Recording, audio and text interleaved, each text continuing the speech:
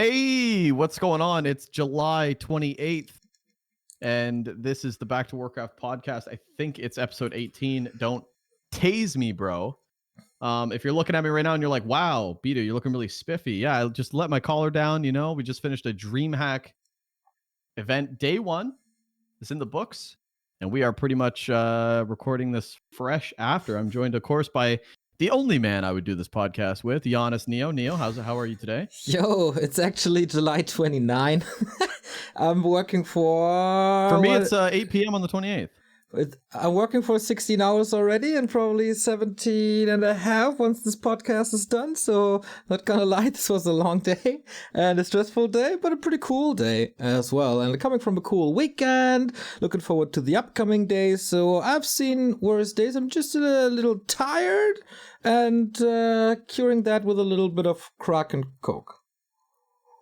Nice. Put your hair back. You have been up for 14 Jesus, plus the prep beforehand. You've just been live and working for 14 hours, so that's a rough one, but we're gonna bang one out, and I appreciate you taking the long end of the stick, because the reverse end was me waking up and then doing it kind of backwards, doing this first and then going to work. So I do appreciate you doing that. But yeah, there's a lot happening. There's a lot that has happened. God, dude, this podcast could seriously go for 4 hours. But I don't think we will probably do follow-ups on stuff. But man, there's so much going on. Let's just start with some good shit, okay? I like good shit.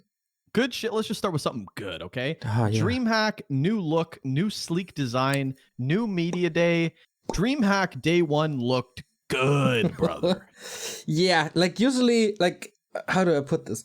When I'm producing DreamHack, it's a lot different than producing Back2Warcraft because there's so many additional assets, and the way I control the broadcast is a lot more stressful. I need a more APM and way more attention to do this. So it's definitely more demanding mentally. And usually on day one, I forget to change an animation or stuff like that, right? But today that didn't really happen. I was a little slow with a couple of things, but that's good for day one, I gotta say. New design, we got not an entirely new design. Basically, we swapped out the background because I thought the background was way too noisy and stressful to look at and was just not pleasant and doesn't feel like 2021. So I looked at the StarCraft broadcast they do, which is great. I love the people, love the casters, love most of the players, love to watch the game. And they had a super cool background. And I thought, hey, can't we just paint the StarCraft background into Warcraft green? Maybe not. And then I contacted my favorite designer in the scene. His name is Shad. He's from France. Who he did a lot for us in the past 4 years, I think. And he did all the animations before, and the intros and the winner things and everything. That it's from Shad and his colleague. I said, dude, I'm super tired of this noisy background. Can we just recreate the StarCraft background? It's like, yeah, man, no problem. Just give me a week, and that thing is basically done. This was wow. The second draft, and he absolutely nailed it, and he knew exactly what I want from him. It's so cool to work with Shad. And yeah, sneak peeks. Shad is also the one doing the currently in the works Back2Warcraft redesign. So expect more of the same, but a lot more in that style on your favorite Twitch channel, which is obviously Back2Warcraft, the number one channel on Twitch. I would say in the universe. Yeah, in the stratosphere. But yeah, I think it's a new, fresh approach. I love the Media Day videos too, by the way. I don't know if you guys have been tuning into DreamHack, but if you're on YouTube, the group stage is pretty much over. We're probably doing finals on the weekend. But for the fresh patrons who get this the week of, damn, I mean, just a whole new story. Especially Pato, Hitman, some of the guys in Europe. I love what Starbucks saying about EnTe as well. We'll talk a little bit more about EnTe throughout this podcast, but he's becoming quite a popular fellow. But I do say it just gives a whole new life to this tournament, man. It used to just be games, and we have to try to read between the lines as the audience. But this putting a face to names and a little bit more, it's so much better. We have to do this going forward. There's no other way to do it. This wasn't the this idea we had a couple of times before, and for some reason didn't work. And then Rotterdam did it for the regional finals. And since then I wanted to do it because there it was already pretty good. And of course, if I see something, then I want it, and I wanted to do not like I wanted to do myself is kind of bad, but I wanted to be part of our project. And I was kind of begging ESL and DreamHack to be able to do that for quite some time. MMY, who's the DreamHack Warcraft project manager, was all ears, and we found a way to do it, which I don't take for granted at all. It came a little bit out of nowhere. And then scheduling this was very last minute, but all the 12 players that we had on agreed in very little time, so shout out to that. And most of the players gave very, very interesting answers. It was super cool to just produce this, sit back, chill, and see you working, man. That was fun. Yeah, it was a lot of fun. They didn't actually, you can't hear my voice, but the questions, it was a Neo and Bidoux production. Tried to get a lot out of them. I think we did a great job. I think a lot of the players opened up and definitely gave us a good amount of content to put on the screen. I think it was really good. That was a 9. We banged it out, by the way. All the videos, all the stuff. Banged out in 9.5 hours, all in one day. It was like back to back to back. Like, okay, we got Starbuck next, we got Neutron next, we got Hitman next, and we were just banging them out. And I remember like the timings were working out perfect. Like that day was perfect. It was so much fun. Yeah, we were just hanging out, having a good laugh. There's a great blooper reel, which I'm sure they've already been playing for the YouTube people if you've been watching, but I can't wait to start seeing that. There were so many funny moments. We were just laughing our asses off, dude. I went to Harvey's. I got a burger. I came back. I started doing more. Like it was a great day. It absolutely was. We produced, as you said, around 9 hours of raw footage, I would think, and then we sent it all over to Out of Warcraft. That poor fella, dude. This poor fucking guy. He had 4 days to screen everything, write scripts for everything, to edit everything and put it together. And man, this guy was just banging this content, man. It's so crazy how well he did that in no time. Imagine he has like 2 weeks for this stuff. It was absolutely amazing. I think he had a 18 to 20 hour day yesterday. Poor soul. But now it's all done. Waiting for the blooper reel, waiting for the highlights there for sure. There's more coming. And I hope to be able to put this on the Back2Warcraft YouTube, because it's just too great of content to just let this go to waste, or to be hidden on the ESL archive channel, because like obviously our YouTube channel is where this belongs, I guess. But yeah, real cool. Who was your favorite one to interview or to give answers? Oh, that's a good question, man. I know. I liked a little bit of. I liked different people for different reasons. I liked finding the real emotional side of Krav. Krav is a really nice fucking dude, man. And talking to him, and he has very bad English, so I had to speak in French sometimes, and that made him feel more comfortable, which didn't make me feel comfortable. My French is horrific. So it opened him up a bit more. And when he was able to really articulate what he was thinking, he was just he speaks from the heart, that guy.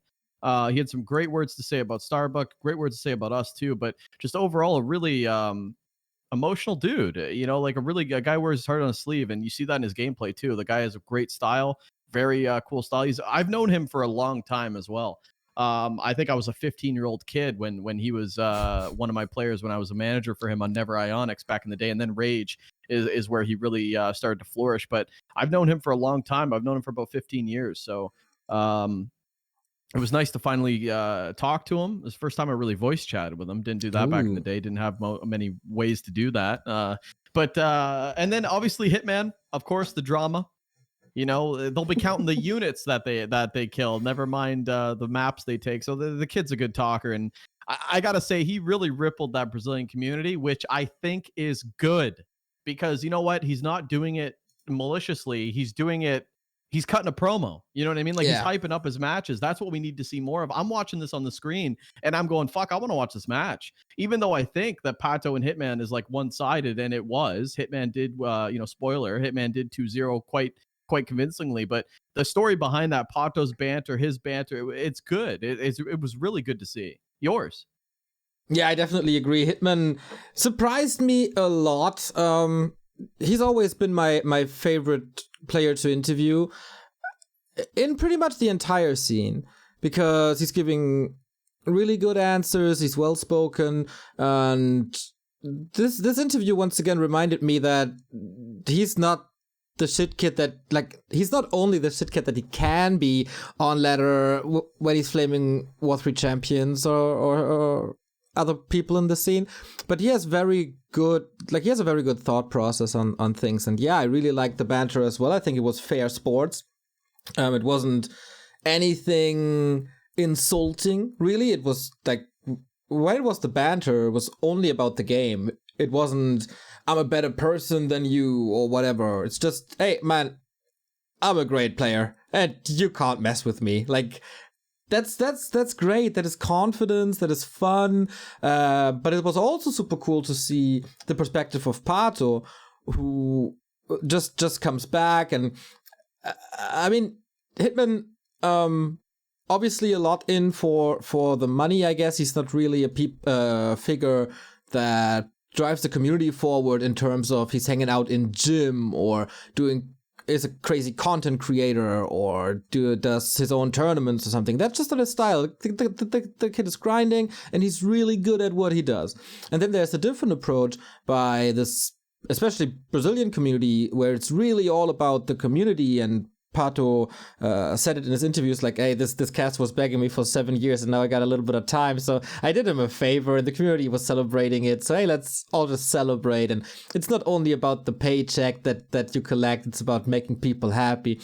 And these two approaches to play this beautiful game clashing, and them, like, it was so fun that they weren't in one call together, but it was separate footage and then just well cut together, so it seems like they are reacting to each other when they didn't even know what the other was saying.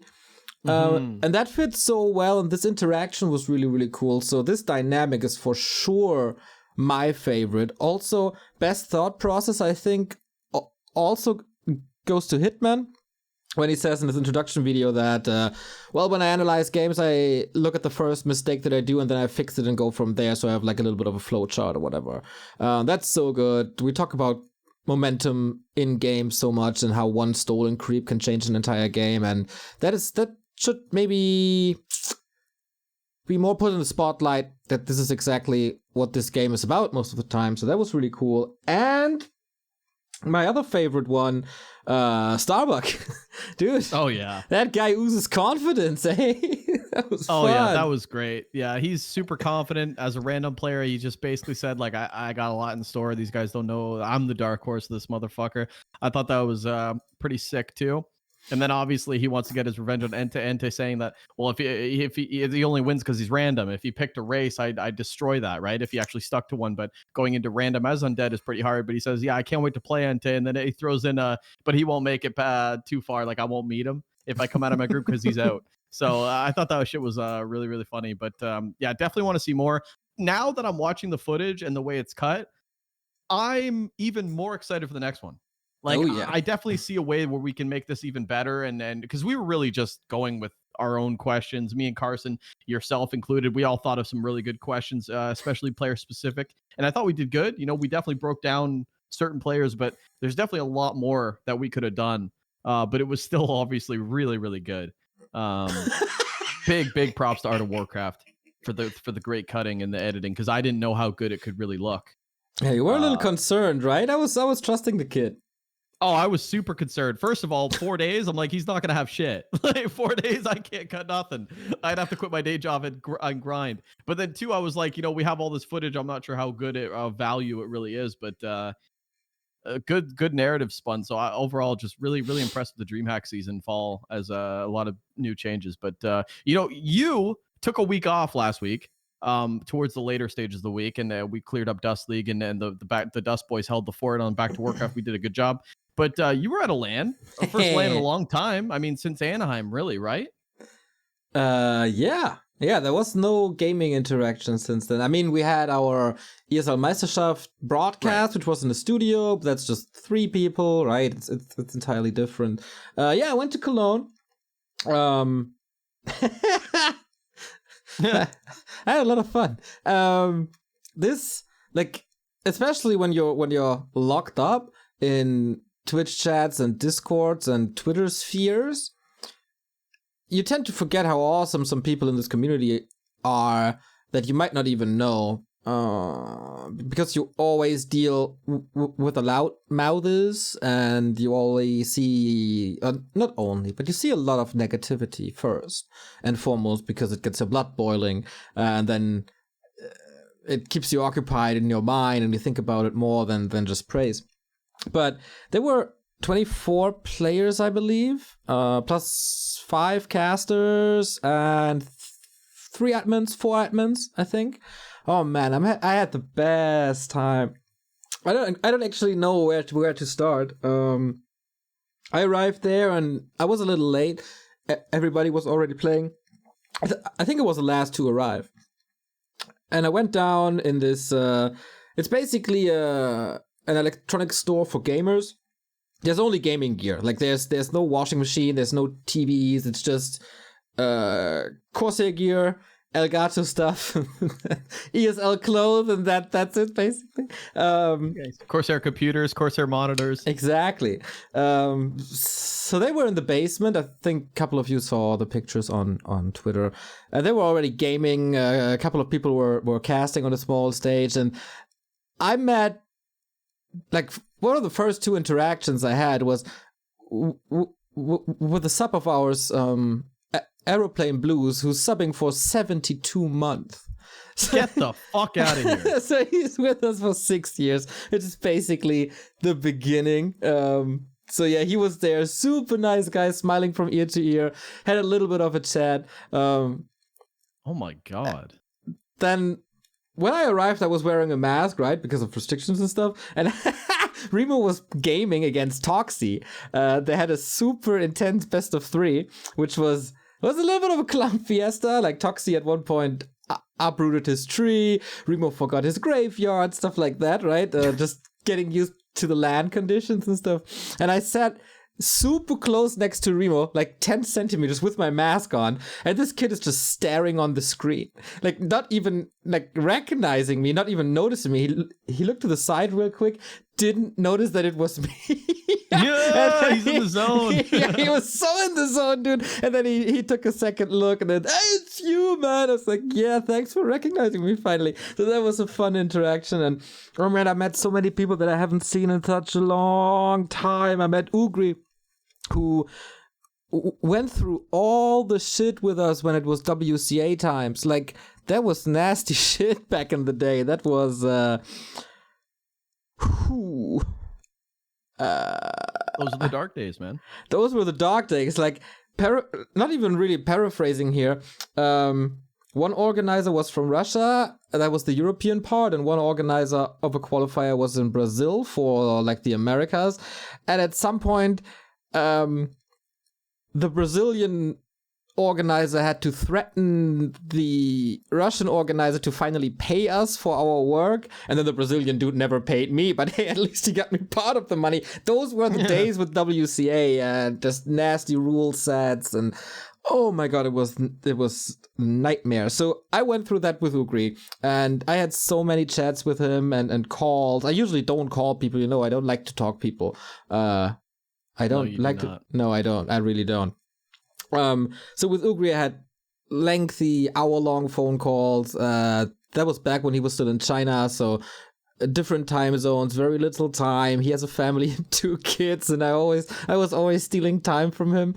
And Ugri brought his wife for the first time. She's not a gamer really, and not really interested in the gaming world, but she came to, like, visit Cologne a little, and we went out to dinner, got some big schnitzel, and she apparently had fun as well. So it was super nice to just see their interactions together. Then there was Duro, who I hadn't seen for a long time, who's finally back to Warcraft, and it seems like he enjoyed it as much as I did, with like the background of, hey, there's really, really good people in the scene who just enjoy this and who share the passion.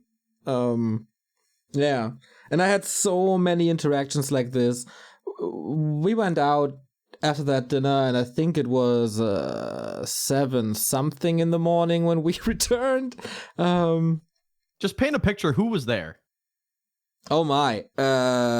So as casters, it was me, EnTe, Slash, Sparta. I guess that's it. Then there's Nuhiro and his girlfriend, Julia, Duro, Ugri, Hacks, like a lot of Playing Ducks guys. That was super fun. German guys. Scription, one of our longtime Patreons. It was super cool to see him, man. He just wears a smile from ear to ear. It's so fun to see him. I met Checky for the first time in 7 years, who didn't age. I think he just got younger, which is absolutely nuts. Armin VB, Juan was there, Xlord was there, Side was there as well. And oh, speaking of Side, I think his spot in the community is getting conquered as being the #1 sweetheart, because there was another guy who's giving him a run now, and that is Armin VB. Armin VB is a great dude, man. Oh my god, dude. He's like awkwardly nice, right? Like he's so nice. Not even awkwardly, not one bit. I want to say typically Dutch. Like super friendly, like super honestly friendly, constantly smiling, constantly laughing, constantly making jokes. Like, wow, I feel like I'm a little in love with Armin. Armin's great. I only know him online. I never got to meet any of these guys. I wish I was there. This guy's so sounds good. Like it's so cool. Like Hank, Sunny, all these guys were there. Scars, Toxie, obviously, Darkness. Yeah. So many people, man. So many people. That's cool. EnTe did a really good job in finding people that fit well together. I think we should have had, like, at the end of the event, we were all a little splitted, which is kind of my fault, because I really wanted to go with my old clique, like with Ugri and Duro and Nuhiro, to just catch up, I guess. Now, that was really, really cool, but I think it could have been better to just go all together. But it's super hard as well, especially in these days, to find a place for 30 people. Not that easy. But yeah, we went to Meltdown and partied until 7. That was real cool. Meltdown's the esports bar. I heard they were playing Dust League. Yeah. Or GNL. GNL. Or one of them. GNL. They're playing GNL on the TV. True. With sound? No, that was music. Oh, okay. So you just see the game. Yeah. That's so fucking cool, dude. Someone tweeted, or not tweeted, but someone added me on Discord, and they're like, dude, you're at Meltdown. I'm like, what? That was so badass. But yeah, that's really cool, man. But of course, EnTe LAN, this is something we got to talk about. It wasn't all good. There was some weird times. We'll call them weird times, because that EnTe hosting a LAN in Cologne, Germany. Someone who also lives in Cologne, a good friend of a lot of people at that event, was ToD. And the question, I think, for a lot of people was, is ToD going to show up? It's his own backyard. I mean, he lives in Cologne. It's a Cologne LAN. He doesn't see you all the time. He doesn't see Remo all the time. He's got friends there. Is he going to show up? And he did. So he showed up, and I want to give a little bit of context, because I wasn't there, but I did talk to ToD, and he basically gave me his context. So I will say that first, and then you can hop in with your experience if you were around, or maybe you weren't around, because LANs are so hectic that sometimes you're not even there. Because we're getting more professional and learned and got both sides of the story to paint the big picture. Yes. So basically, ToD didn't even know about this event until a couple days before. So allegedly, all this is alleged, because this is what he told me. So I just believe him. Why would he lie? So he didn't know about the tournament for a couple days before, and the only reason he saw it on the War 3 info post, because there was a post, and the first thing he checked was open to everyone. That's what it said in the post. Open to all. So he's like, okay, it's not a private event, so I do want to go. I do want to see Remo Neo. A lot of people I haven't seen before. So, he basically wasn't sure if he should show up. So EnTe never reached out and said, "Hey, don't show up." Nobody really told him anything. So he reached out to Juan, who he is close with, and he said, "Hey, man, do you think it'd be like, I'm not trying to make waves, but there are people that I do want to see, and it sounds like a cool land. Do you think I should go, or do you think it's a bad idea?" And Juan pretty much says, I talked to EnTe, and I'm pretty sure EnTe's already told security that this could be a problem. So ToD says, so he goes, okay. So ToD, Xperion LAN is also partnered with Take TV, which is Dennis. And Dennis is very close friends with ToD. So ToD calls Take TV, which is Take. And he says, hey, do you think it's a bad idea if I go? Like, I do want to see these people. And I don't know, I haven't been to a LAN in a long time. It's a big event. It's a cool event. And I would also, if I was there, I'd be like, chances are the venue's big enough. And ToD literally was not going there to make waves. He just wanted to see people under the understanding that EnTe's going to ignore him and he's going to ignore EnTe, right? And they could still have a good time. It's a big venue. You could bygones, even though bygones can't be bygones, we could coexist together at this LAN, right? And Take pretty much says something along the lines of like, dude, he can't kick you out. If it's a public event, you can go there. Feel free to go. So basically, ToD decides to go like a day before. So he ends up going. And he goes into the building. He's talking to a bunch of people. It's all good. He's watching some matches.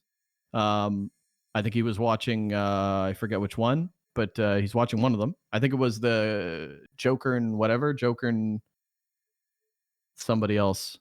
I forget. Anyway, so he's watching some games. He's having a good time. And all of a sudden, security comes up to him and says, "Hey, this is a private event. You have to leave." And he goes, "Oh, come on. Like, really?" And then he's talking to security for a bit. And then he says, you know what? One sec. So he makes a phone call. He calls Dennis and he says, "Hey, like they called security on me. They're telling me to leave." And so basically Take, who's like partnered with the whole venue, actually calls like the employees, and the employees talk to the security, and the security goes back up to ToD and says, "Okay, you can stay." So like, not to say that he flexed, but he like talks to security and he can end up staying now. He stays for a bit, has a good time. And then I think he went home for a bit after, and then he met up with some guys later on for dinner. But again, just like, I don't know, you were there. Was it awkward? Was it because ToD didn't really have any other thing to say other than that? It wasn't like a big deal, but it was a deal. Security was called on him. He was kicked out.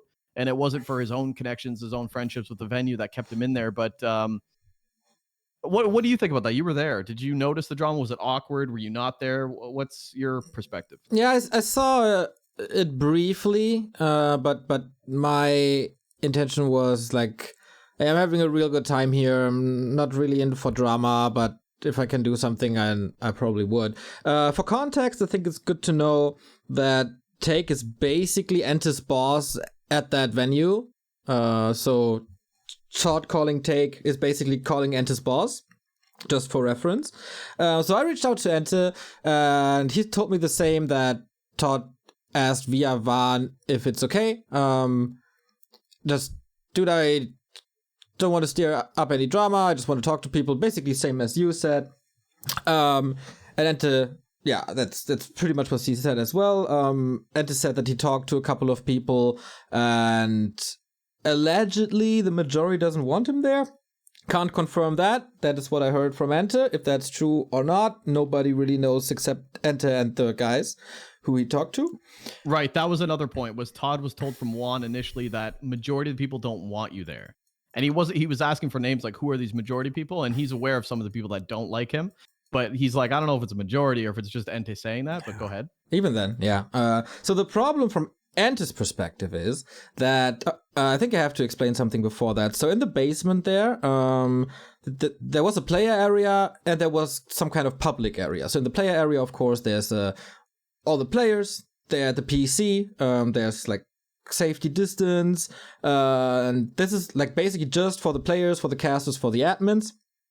And everybody was wearing a little bracelet to just show that they belong there.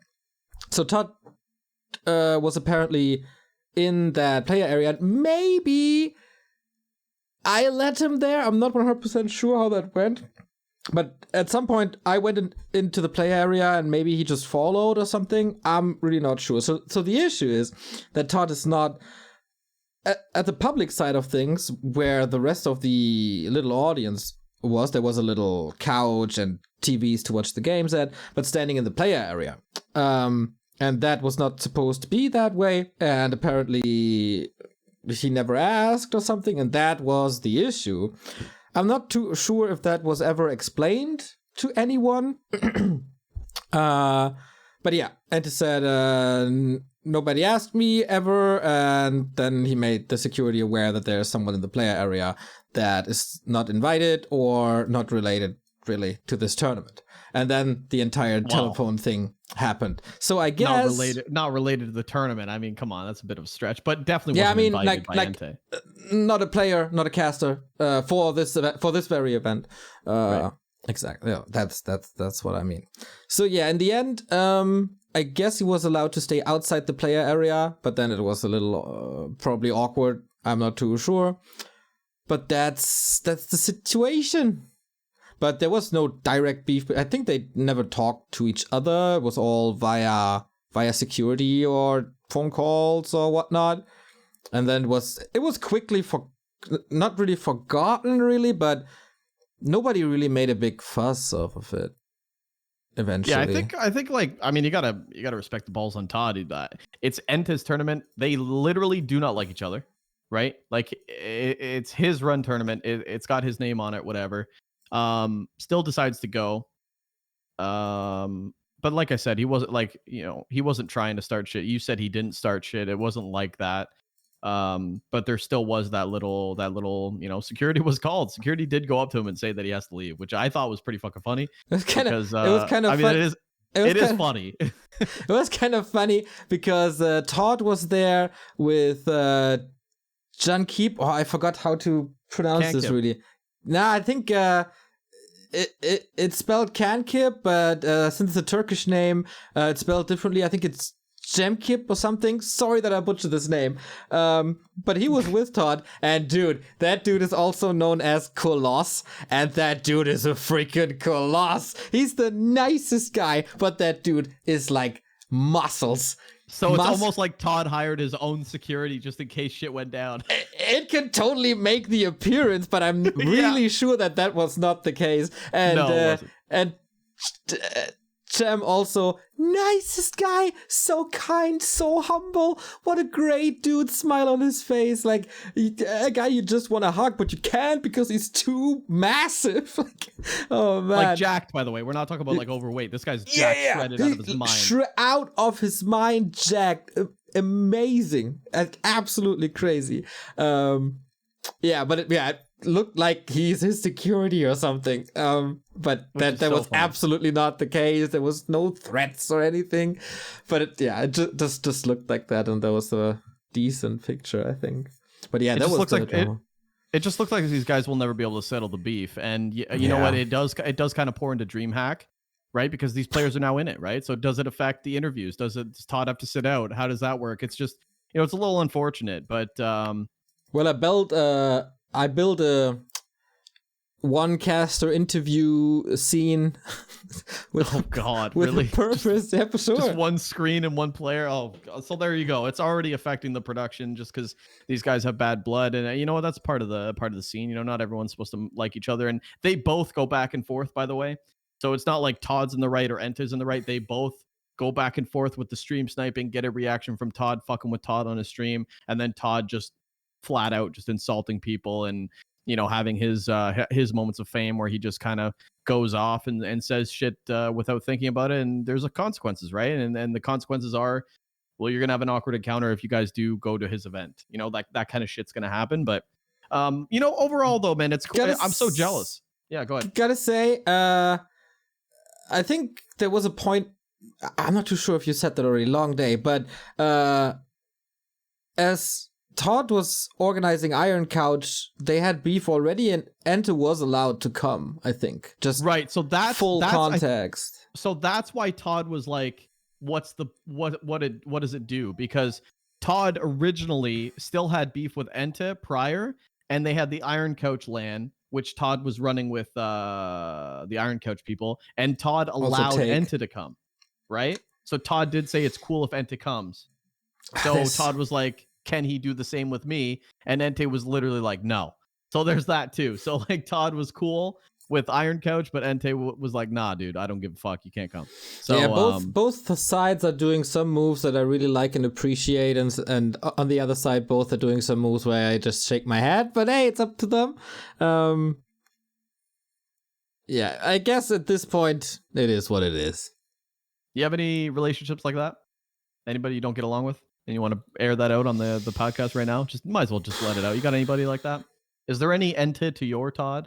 Not really, because I think I'm ghosting people then, which is a horrible part of my personality. But I don't really beef, no. It's way too stressful, dude. I don't need that in my life. Life is stressful already and work stressful already. I don't need drama around me. The Warcraft scene provides me with so much drama that I don't need extra drama in my real life. True. I've seen a lot of people hate me to the point where I don't really want to hate anybody else. But no, I'm just kidding. I got a nasty Reddit message though by what's he called? Young, Rich, Famous or something? Who the hell is that? I don't know. Some people apparently don't like me, but then I just ignore and whatever. You want some more good news, man? I know that Slash is very funny. But he mostly talks in German. I don't understand him. Dude, that guy's hilarious. I remember a clip. I can't get this clip out of my mind. He's casting a game, and then the match is over, and all of a sudden, like, I guess pizza got delivered to the venue. And then he goes, they're like, are you coming back to cast? And he goes, I'm not probably going to come back here because the pizza's here. So like he pretty much says like, I'm going over to the pizza now. I'm not casting anymore. My life's at the pizza. And dude, I love that. Like just the confidence. I call it big dick confidence right there. He's just like, you know what? Like it is what it is. I'm going to eat this pizza. Slash Obviously, is hilarious, man. I know this guy we casted WC3L together. So that gives you an idea. And before we casted together, I was a fan of his for like 3-4 years or something. So I don't know. I know him, like I know his voice and his casting since I'm probably 13 or 14. Wow. And I think we had our first cast together like 2010, which is 11 years ago. And then we met last year again. And yeah, man, he's one of the greatest, all-time greatest German casters. He just seems so nice too. Like he just exudes like a positive aura. Like he's just a good dude. At least what I was seeing on the screen there. But yeah, I tweeted at him, you know, saying he did great. He says you want to cast. I would love to cast with that guy, man. I think it'd be you said it might be a good fit as well. You two dickheads, dude. This is gonna be so fun. Is he like? Because I don't know the German jokes. Does he fuck around? Oh hell yeah. Okay, nice. That's my cup of tea. I like that. I like that's his bread and butter. It's like he's hilarious, man. He had stories on the stream back in the day about some girls he dated. Oh my god, dude. You can ask him at the cast, but yeah, Slash, one of the greatest German Warcraft personalities ever. That is awesome. And you know what? Overall, positive, good LAN. Do it dude. Again. What were the takes at the end of that? I only had 2 hours of sleep because I had to check out of the hotel at like 11 or something, so it was really rough. But I woke up a little bit hungover, not gonna lie, but with a smile on my face. And I checked out of the hotel with a smile on my face, and I couldn't wipe that smile off despite a little headache and stuff until I was home. And I think I told you in Twitch or something, my train back was delayed for several hours because of some shit. But I still had such a great mood, and I was so happy that I made the trip, because same as ToD, like I was never informed of this event prior at all. So I just saw the list of participants and booked a hotel, booked a train, and off we go. And I was so happy I did that because of like meeting with friends. And Ugri and I we decided around the same time that we don't want our current jobs anymore, and we go all in. Him with his Meltdown bar and me with a full-time casting gig, and now we meet each other 2 years later and everything works so well. Like, oh, he's doing well with Meltdown? Oh yeah. Wait, does he own it? Yeah, I'm not too sure how it works, man. It could be like some franchise thing, but think, Oh, like yeah, 10% here, 15%. I really don't know, but I don't want to say anything wrong here. But he's got a piece of it, though. He's got a piece of it. Despite and he's doing well. He's doing well, and despite all the COVID stuff that, I mean, imagine you open a bar and like 2 months later, oh, you gotta close everything because the world is sick. Like, nice, mate, nice. But So is there only one Meltdown? Because I remember Meltdown sponsored Stefano, the StarCraft 2 player. Is that the same? Oh, Meltdown place? is everywhere. That's the same company, but they're everywhere. Oh, okay, I understand. Some I think are run by themselves, and some are franchise stuff. But yeah, his is in North Sea. Give it a visit. Beautiful city. I heard. I wasn't at the opening because I went to a festival, and he still holds a grudge a little bit. But yeah, it was super fun catching up with New Hero, who I spent way too little time with. Cool to see Duro in great shape again. I got along with Remo so well. We had so much fun. Any drunk stories? Drunk stories you want to tell? Nothing spectacular, really. It was just a lot of talking and old stories and catching up, and I have some video. How about Remo so fucked up he was passed out on the hotel floor? He didn't pass out. He was awake. I interviewed him on the hotel floor about but he was pretty dicked. About his round of 16 against Paxa the next day, and he won, so it wasn't that bad. Yeah, but nothing spectacular, nothing outrageous. I mean, we're not the wild kids anymore. We're just sitting there having a drink. I got a question for you, because, you know, when we first joined Back2Warcraft, before we joined Back2Warcraft, when Dust League was first being pitched on the channel, you specifically told me, like, dude, I don't give the reins. Like, I'm not used to that. So, you know, a whole week goes by.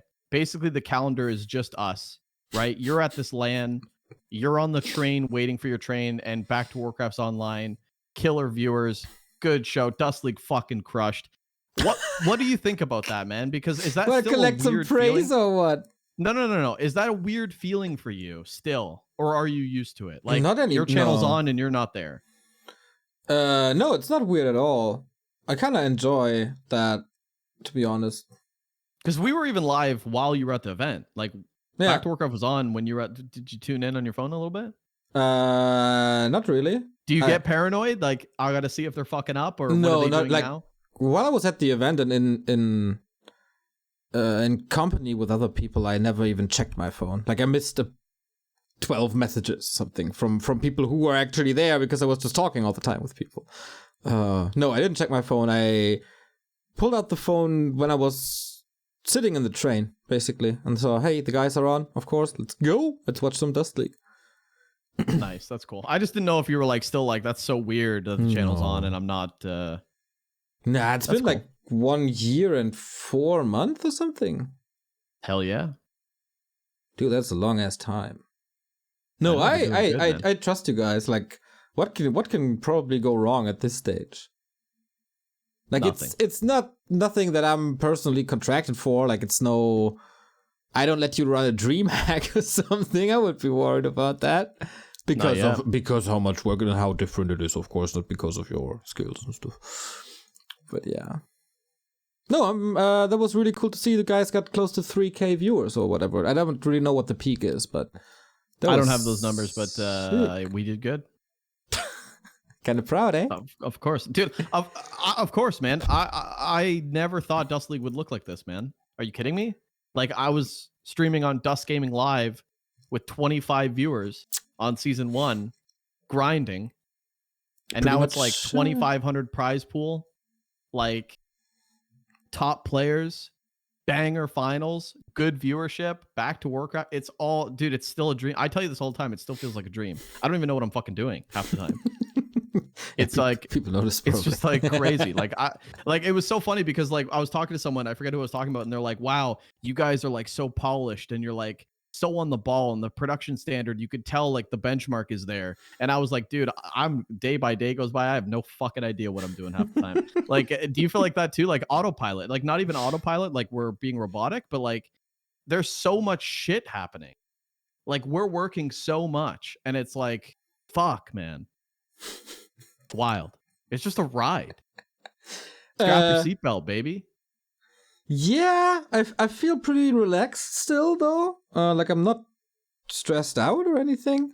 I take my tasks as they come. And that works really, really well since July so far. I mean, it's only the first month that we're through now, but yeah, I'm still feeling good. It's really cool to see that I don't have to do anything or everything. Not anything. I should probably do some stuff here and there, but I don't have to do everything. I can focus on 3 to 4 projects instead of 12 half-assed ones. Yeah, feels good. Do you think the channel's gotten so big that you can't do it on your own anymore? Like there's no way? Yeah, for sure. That's good. That means that's progress. That means that you have a stable job probably for the next couple of months. If you don't know, I'm dancing. But no, I enjoy what I do, and I think we're doing great things, and there's a lot more coming down the pipeline. Let's change the subject to something really bad. Go ahead. Yo. Oh boy. Nice segue. Wow. Just threw me off the cliff here. Okay, where do we start?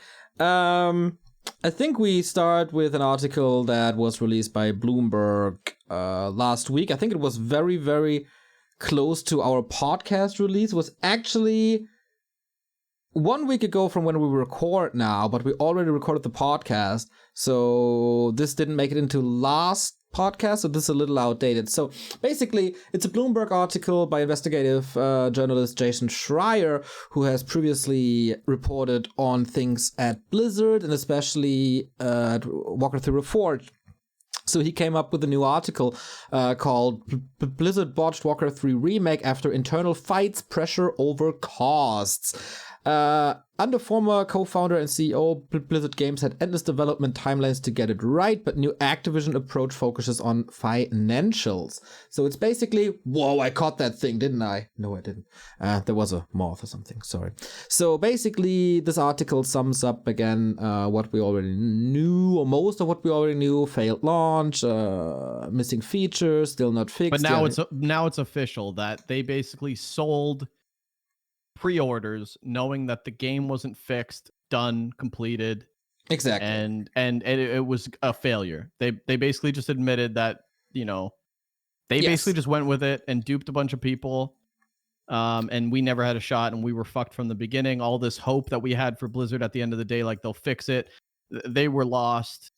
There was no way coming back from it, and that's where we're at right now. What, 2 years later, a year and a half later? What are we at? Yeah, 1.5, I think. So there was an example in this article that the one mission we saw at BlizzCon, the culling, where a lot of people were raving about, which was decently done with the new cutscenes and all, that took them month to do. One map, and you know how big the campaign is. I don't really know how many missions they are, but it took them months to get this one part of the campaign done, and then they wanted to release 12 months after the announcement. Very ambitious, and finally it was debunked that what was that argument? There were the cutscenes. The reasoning they stated once in like a developer's blog or something, or maybe an interview, I'm not 100% sure, that they got rid of the new style of cutscenes, was that the community didn't like it. Which was mind-blowing from the start. And it was a blatant lie, and it's now confirmed that it was a blatant lie, and they lied in our faces, into our eyes, just stated that. Like, yeah, we can sell it that way. Might be right. And some people to this day believe it. So they had a point. I mean, people with a little bit of brain got it really early. It was just a lie. And yeah, so it kept on happening. This kept on going. But what this also stated is that at the end, all departments of Blizzard were working on this. So I think it's really, really, really time to not blame the common developer anymore for the fiasco that is Reforged, because the common developer tried his best, probably. Like, their hands are tied, right, to the lead designer, whoever's leading the project. Fucked this up, right? Because people couldn't make a decision, and they kept changing the decisions, and basically the coder's just there to do whatever. But if there's no leadership, no direct vision, no consistent vision, then you just have a botched project, and that was pretty much what was going on. No decisions could be finalized. People didn't know what the fuck they were doing, right? Like it was all mostly the team leads. Yeah, and that would be, of course, lead of Classic Rob Breidenbacher, who was actually named in this article as the big reason for the failure. Get him. One day I'm gonna get you. He is named, but then of course you also have to mention Pete Stillwell. Like, it was him. He was the face of Reforged as... Who was the guy that was like, I know. I feel like what you feel. Like with Reforged, I was there. You know, like that was him, right? He was the one. Was that him? That was Stillwell? That was pitching it on the BlizzCon stage, yeah, exactly. when they first announced? Okay. Yes, that was Pete Stillwell. Yeah, that guy's a dink, man. he's fun to talk to, that's for sure. But yeah, I'm really curious why he's not mentioned anywhere, and Rob Breidenbacher is.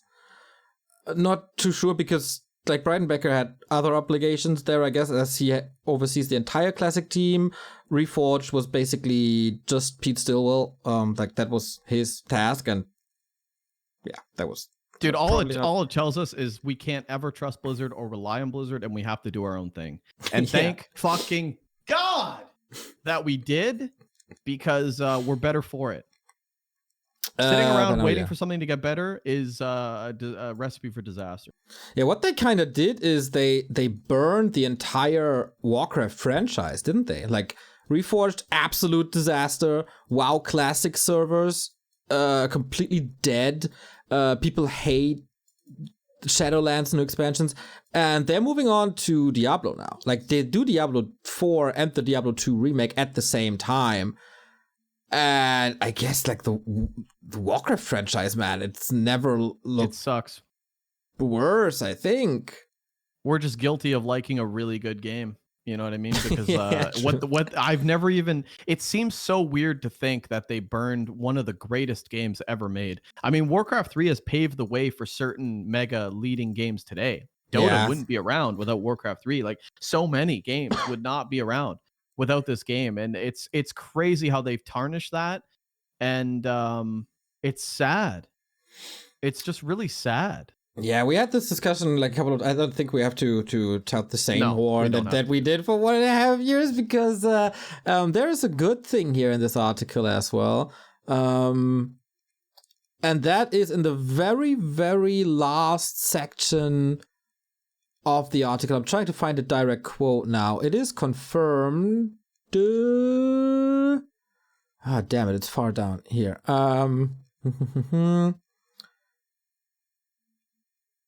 The Blizzard spokesman said the company has a new team dedicated to updating Warcraft 3 Reforged with improvements. In these efforts, we realize our work and actions will speak louder than our words. Across many projects, we've made process improvements, implemented better milestone planning, and improved visibility into work in progress.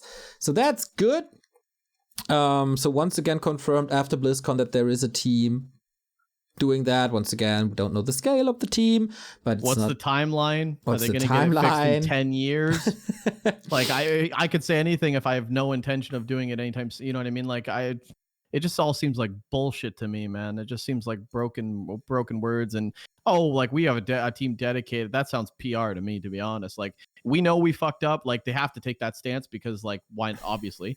And then just like this backed up, like, but by the way, we got this team up, and our actions will speak louder than words. Dude, your actions have spoken louder than words. You're shit. Yo. But there you go.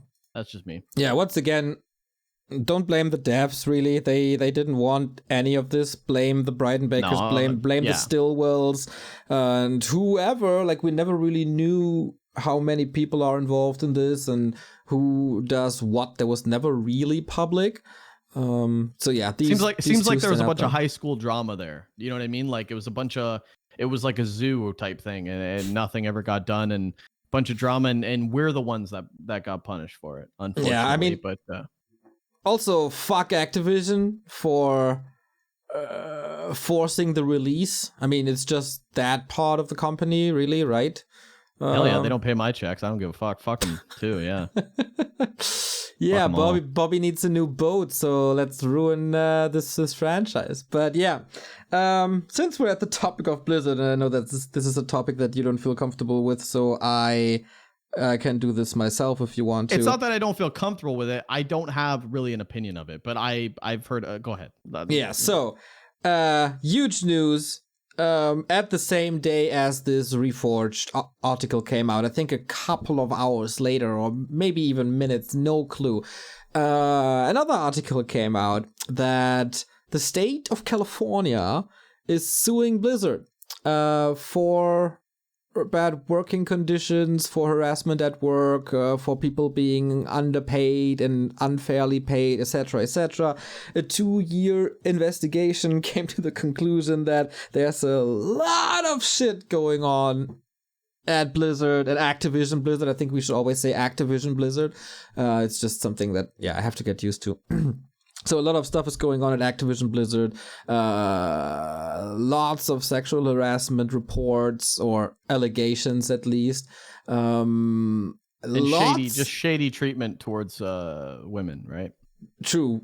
And basically everyone, like, men have come out, some trans people have come out, like it comes from everywhere. Like it feels like everybody was treated like shit. So first of all, disclaimer, there's still a lot of great people working at that company that just want to make cool games. And then there's assholes who just think about their money. And then there's people who get freaking hammered in the office and molest other people. But I think we have to remind ourselves that there's a lot of great people who just suffer from the situation, and we shouldn't see this company as one thing where everybody, like, it's not Sodom and Gomorrah in one office. There's still a lot of great people who suffer from this. So there's also a lot of easy jokes to make, especially in combination with Reforged. So I will kind of refrain from that, and I hope the community won't pick that up. The backlash was crazy too, wasn't it? WoW streamers were getting DM'd, like, how can you even they were getting taken down. It was like, bro, I'm just playing the game. Like, I don't work there, it seemed like anyone even remotely affiliated. I mean, even we had a Reddit post where it was like, boycott DreamHack because of this, which is totally fine, fair play. It's like anyone even remotely connected. Wait. That's two very different topics here. The boycott DreamHack thing, it's now deleted. But it was regarding the Reforged, like the state of Reforged. That had nothing to do. They mentioned and the other stuff. They did mention the harassment article. Okay, well, that was mostly. It was like amongst other things happening, But anyway, stock is down, like Niagara Falls down. It's plummeting. I thought their stock went down like $5.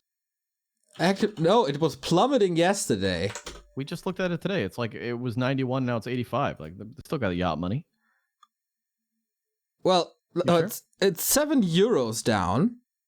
Wait till tomorrow and stuff, because now they're striking, right? So now it's really hitting. Exactly. So, it's not striking, it's a walkout, so they're not unionized or anything. It's just whoever wants to walk out can walk out. There's a lot of other shit happening here, but there's a lot of people who went into this, like, with way more detail and way more knowledge. The quartering did good content.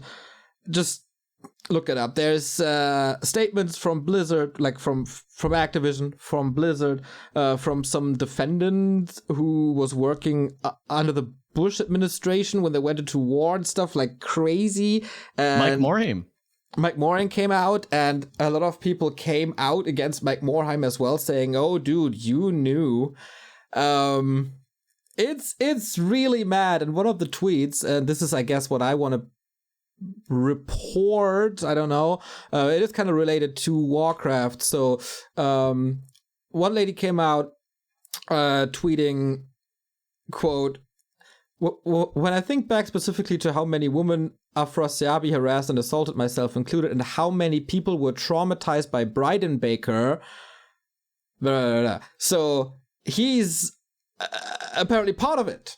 that former head of classic games at Blizzard who left the company or was fired in April, by the way. So yeah, just so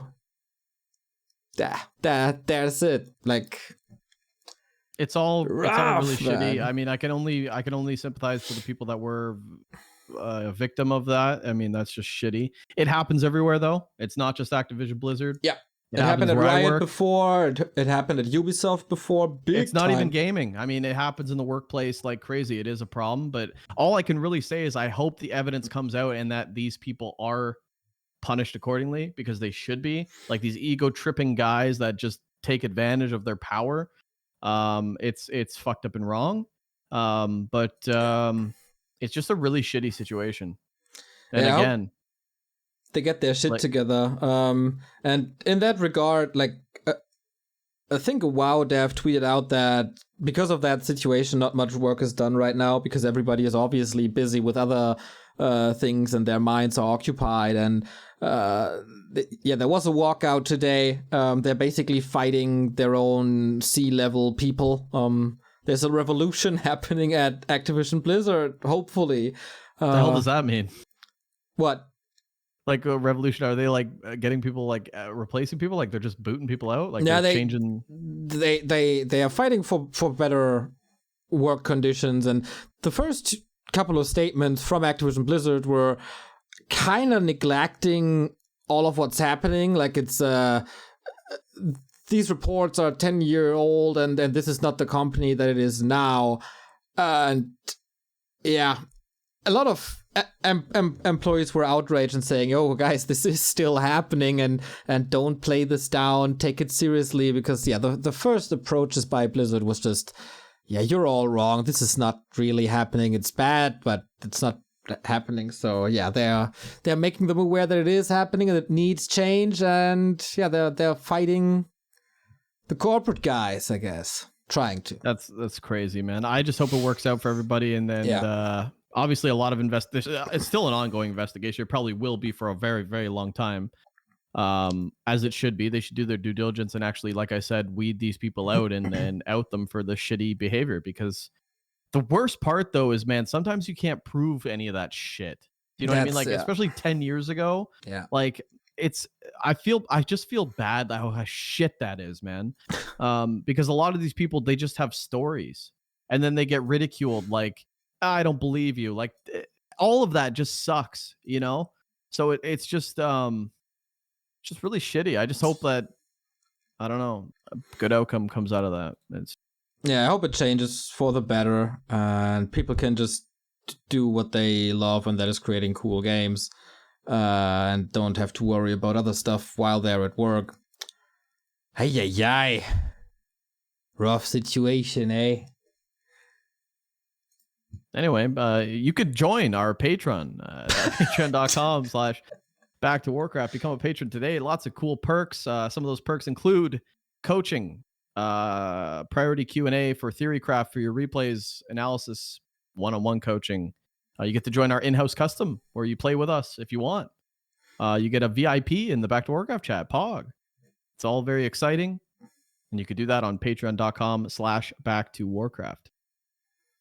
And that sounds like, if you're listening and you're not watching, that sounds like an added in part, but it's not. I just did it now. If you're listening on Spotify, I just added that in. I changed a very dire situation for our own capitalistic gain. And it's not going to work because you guys are smart. Speaking of capitalistic and stuff, if you're a Patreon, you don't get all these advertisements, by the way. You can listen ad-free as a Patreon. And a week earlier. Wait, are there Patreon ads? Yeah. No, they're not Patreon ads. They're podcast ads. On YouTube, they're ads. On Spotify, they're ads. Oh, yeah. But on Patreon, if you're listening as a Patreon, you don't get ads. And you get it the week of. Exactly. No, we had a question. We sold them all. Right? I think we sold them all. We had a question somewhere. Oh, we got a question. All right. Big question coming in from Corey Kaler. Says... Well, he wrote an absolute J.K. Rowling novel, but I'll try to get to the point here. Basically says, I'll just read the whole thing. I know I can't always watch all the games, so I always enjoy reading some refresher material when it comes to other esports, especially big events. How are the matchups going between different races? Like ranking, what is the strongest, weakest race and why? Post-match analysis, post-tournament analysis, stuff like that. There doesn't seem to be much written content for Warcraft 3 outside of like War 3 Info League or Grubby. What do you think is the reason for this? How can we draw more writers to the scene or engage the ones that are around? Really, any insight or context would be cool. So, yeah, you want to start? This is a very loaded question, but I will start. There are a lot of written stuff. However, you gotta find it. Like for example, Grubby has like a. Okay, yeah. Let me rephrase. There are a lot of ways to see post-tournament match analysis. That's Liquipedia. That's War 3 Info League. There aren't that many up-to-date posts of like what's the strongest race, what's the meta look like right now. There isn't like any of that. And I'm actually very surprised. Even when WCOR was around and the game was really big, I'm actually still surprised that there wasn't that much stuff. I don't know why people don't talk more about like, oh, dude, I did a breakdown on the stats, and this is like actually, I mean, the balance winners do. They show you stats and pie charts like crazy because their race is shit, apparently, allegedly. But there's no actual like breakdown of like, hey, did you know that a headhunter can kill this and stuff? You know what I mean? Like, there's none of that stuff, and I don't know why. What can we do to draw more writers to the scene? Is educate the audience and maybe get that passion back to, because there's writers out there, there's people interested. I think something like Theorycraft really fires people up. I think a lot of people do talk about the game, especially in that regard. Like the Theorycraft channel on on the Back2Warcraft Discord, it talks a lot about match analysis. Hey, look at this strong, weak. What do you think about this and that? It's just hard to find that, right? You have to be in our Discord, for example. There's no real forum outside of Reddit. It's hard, man. And there's not many creative minds. People just, you know what I've learned? People just want to watch Warcraft 3. They don't want to write articles. And that's what I'll say about it. It's tough, but I agree with you. There should be more content out there, more writers. I would love dedicated writers, but I mean, how can you really motivate them? I have no idea. Go ahead, Neil. My answer was shit, by the way, so you better be able to do better than that. Here we go. Sorry, Corey. So, in case you don't know, written tournament coverage is basically what, like, the birth of esport, not the birth of esports, but what made RTS popular, or RTS esports popular in the West, when there were battle reports written on Team Liquid about old or ongoing Brood War tournaments around 2001 or something. There were a couple of guys who were watching these games on Korean television, and of course, because internet was shit, nobody could tune in or upload it somewhere. There was no YouTube. So some people sat down and basically wrote down what happened in the matches, and this is how a lot of people got interested in Korean Brood War and just learned about the game like that. This is basically the foundation of everything that's strategy esports these days.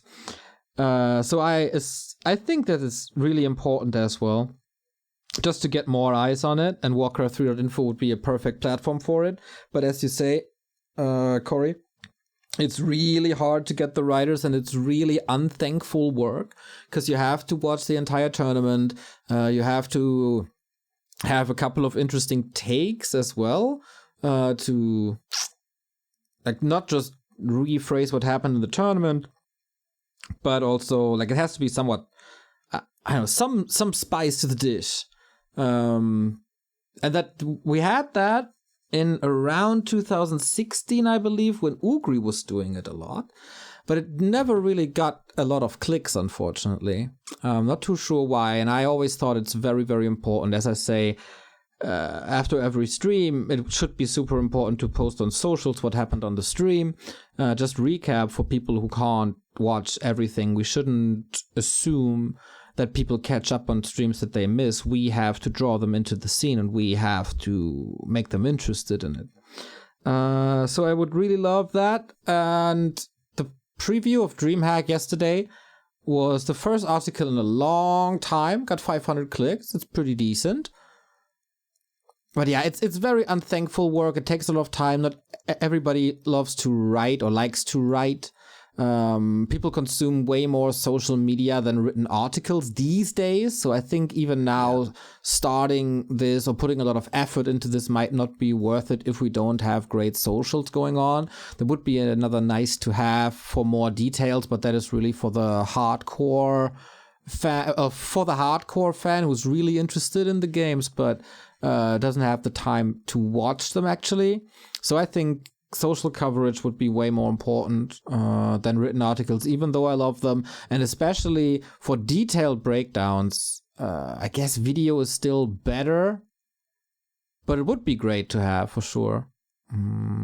Would love to see more people, like opinion pieces even, like something that gets the scene going, not only a Reddit thread, because you can be an authority as a writer. Like I remember back in the day, there were a lot of good German articles on ReadMoreDE or MyMTW, or a lot of great pieces at MyMerm or SK Gaming. When I saw that, let's say Malstrix is posting an article, I know that's good shit. I know this guy investigated a little bit. I know this guy knows what he's talking about. So this is really worth my time. And a lot of people don't want to be in that position or don't see the opportunity to be in that position. Yeah, it's usually the people that thrive are like really passionate. They're like writing it for themselves almost. Do you know what I mean? Like, yeah, for sure. Like they're just going to write it anyway. So it's like, and they're really passionate. Like you said, they do put the time in. Yeah. I think that's a good approach though. I've never really thought of that. Like maybe using your Twitter to say like, hey, I wrote an article on this, because like you said, social media is consumed first. Like I'm not going to War3 Info League to look for an article. But if you tweet, hey, I wrote an article on War3 Info League, then I'll go. That's a crazy concept. Well, for that, you have to follow him first. So he has to start at War3 Info, and I don't know. I guess he has to ask us to share it or something. That's the best approach, probably. But we're the only way you get made in this community, right? You gotta come to Papa Giannis first. Kinda. But the best take on balance that I ever read in the Warcraft 3 community is from Toxie, and that is was the article by Safed? Not really sure. I think it was Toxie who then posted an article on War3 Info that is like weighted win probability, for example. Oh, what was that called? I'm not 100% sure.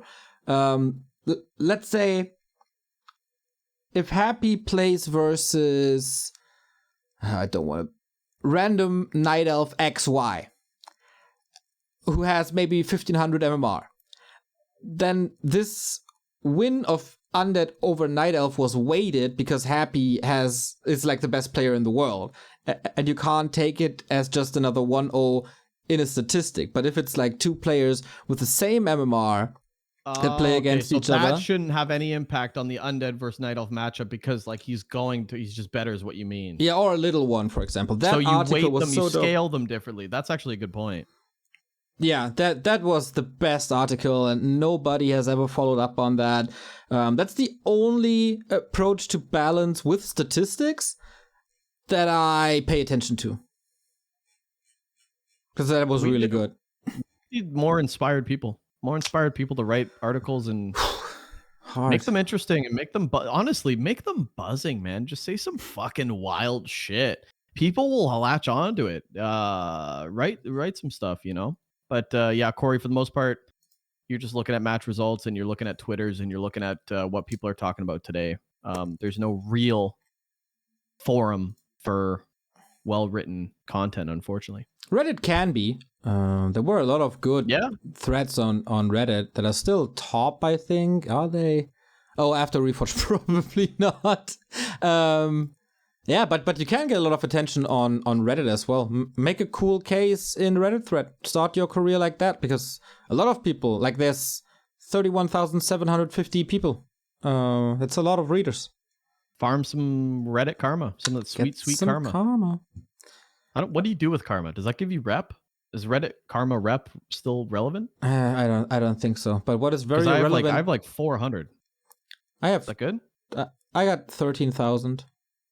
Oh my god, you're famous. Oh, I got 20,000. I don't know, man. Is 400 good? Yes. Thank you. Okay, guys. Thanks for your question.